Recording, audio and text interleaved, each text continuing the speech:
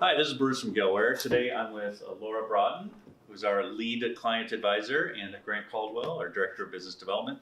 Today we're just going to talk about common questions we hear at Gilware, or they hear from our affiliates and customers, and just try to answer some questions that you may have looking at this video. So cost is a big question that we probably hear quite often. Laura, what's our answer for that one? Well, cost varies pretty significantly. Not only are there many different device types, but the devices fail for a lot of different reasons as well. So we could have a flash drive, a solid state drive, a hard drive from a laptop, a RAID, but then a laptop hard drive can fail. It can just stop booting one day. Right. You could delete the data. It could be clicking. It could be beeping.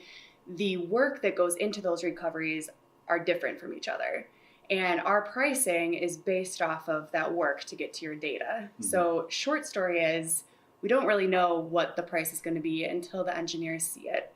We can try to give a kind of an average price range for each individual situation. The more information that we have, the better. So if our clients call in and can provide us with that, we can usually narrow it down quite a bit. Sure. But we just need to see it. So that's why we pay to have it shipped to us. We do a free evaluation once it gets here. We determine all of those factors, and then we can get a firm price. People do have questions in regard to how the cost process is going to work.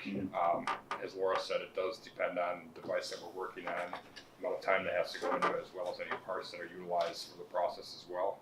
So Laura, once the drive gets here, the customer uses our label, sends it, comes to us, how's it go from there? So once we receive the device, we do a free evaluation. This usually takes about 2 to 3 business days. At that time, we're going to determine what's going on with the drive, the work that'll be involved, and then we'll give a firm price. At this point, the customers can decide if they want to go through with it or not. If they find that the cost is prohibitive for them, then we can just ship it right back to them.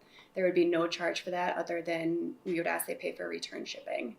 If they do approve it, we would move forward and do the work. Assuming that we are successful in recovering what they're after, we'll put the data onto a new device and send it back.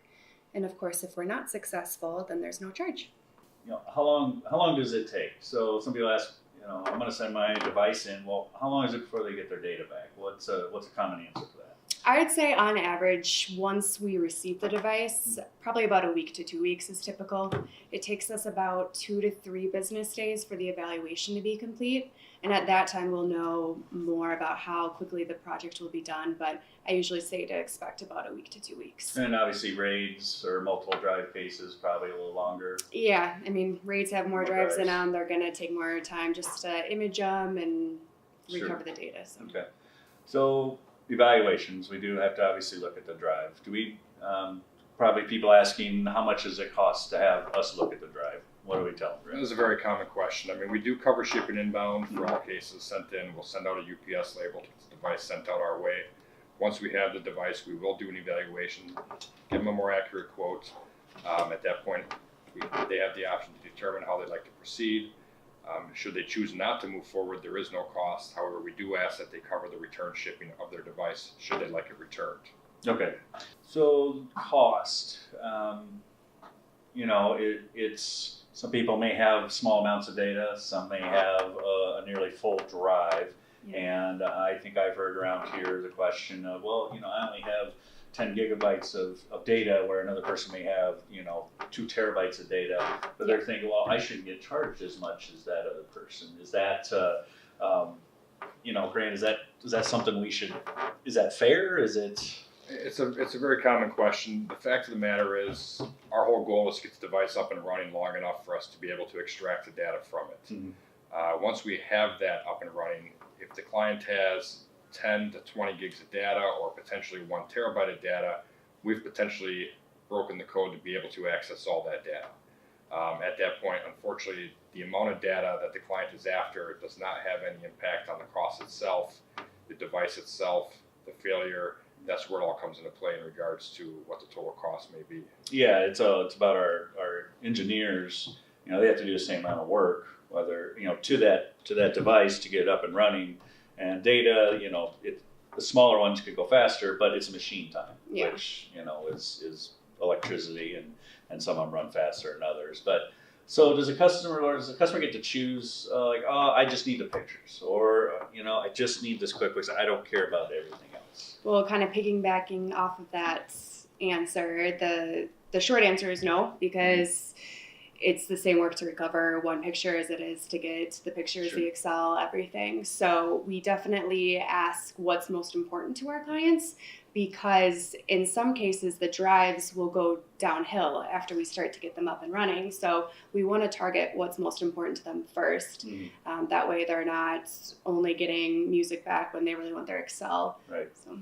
Yeah, I think that's an important question. When we ask what is the most important data they want, and then it leads to that kind of the same thing. How do they get their data back? So we've recovered the data. How do we get it from us to them? Sure. So we always are going for a full recovery no matter what. The recovery case in general, we're here to get the device up and running long enough for us to be able to extract the data. We never encourage a client to ever utilize that drive once it has gone through a failure. If the client has a device that has no data on it that they would like to send to us to be able to have their recovered data returned to them, that certainly is an option. Otherwise, we also have external drives and devices to return to them. Yeah, and that's one thing. If they do want to send one of their own in, I know we always ask, please take off any data. So we usually reformat it and then put data. We don't want to make another recovery case by solving one and creating another. And I believe in extreme cases too, in the case of like a small business with QuickBooks or something like that, we can securely hightail it to them to get them that one quicker, to get that business up and running, because that a lot of times when they're down with QuickBooks or something, they need that in a hurry. So, well, thank you two very much. Those are some common questions that we hear here. Obviously, we hear a lot more.